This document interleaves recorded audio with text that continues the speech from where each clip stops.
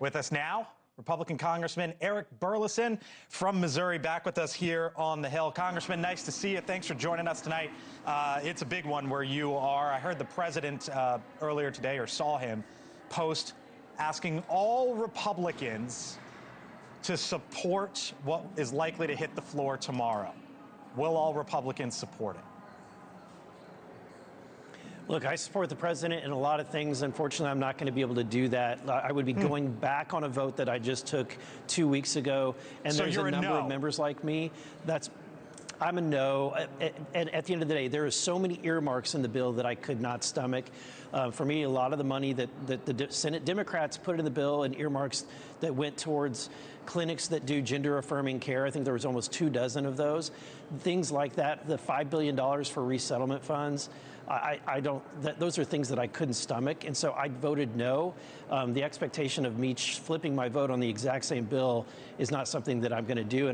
But at the end of the day, I do think the odds are stacked in the president's favor, because I do think that there's a number of Democrats that will join with Republicans to pass it as a rule. How many Republicans like yourself do you expect to vote against?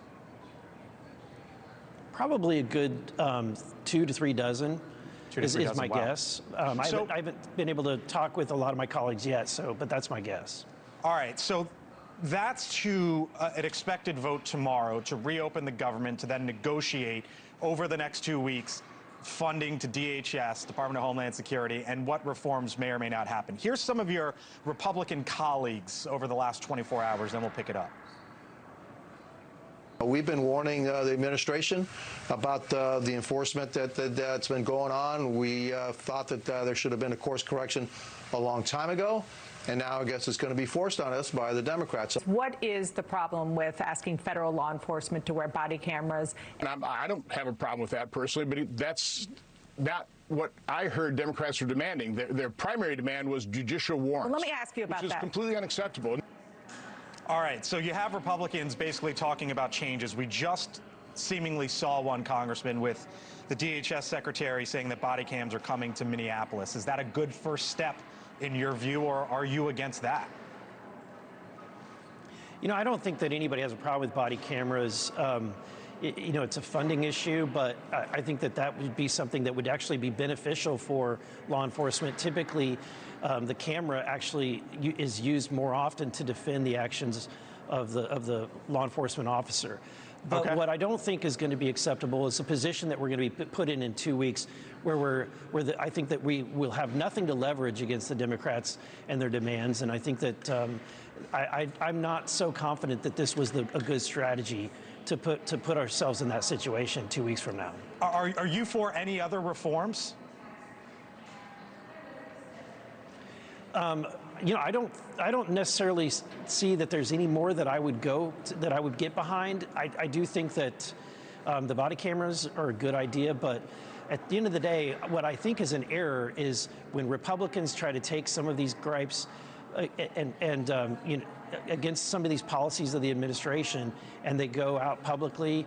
It really undermines the position of this administration and really what the voters voted us to do, which is, I think that there was a clear mandate that we were able to stop the flooding across the southern border, and then also to get people who were here illegally and committing criminal acts outside of this country. You know, that was in 2024, and as you sit here and you tell me that you think maybe 2 to 3 dozen House Republicans could be voting against the president on this, as he called today for a deal. What does that say about his strength over the Republican Party tonight, Congressman? Yeah, I don't think it has anything to do with the timing or the strength. I think that this is an ask that is a little bit difficult for any elected official to make, which is to vote in a different way on the exact same language and the way in which you voted before. So regardless of the president's political strength, I don't think that this is something that you can expect every lawmaker to do. We'll leave it there. Eric Burlison. Anytime. I hear you. With the news tonight here on the Hill, Congressman Burlison, thank you.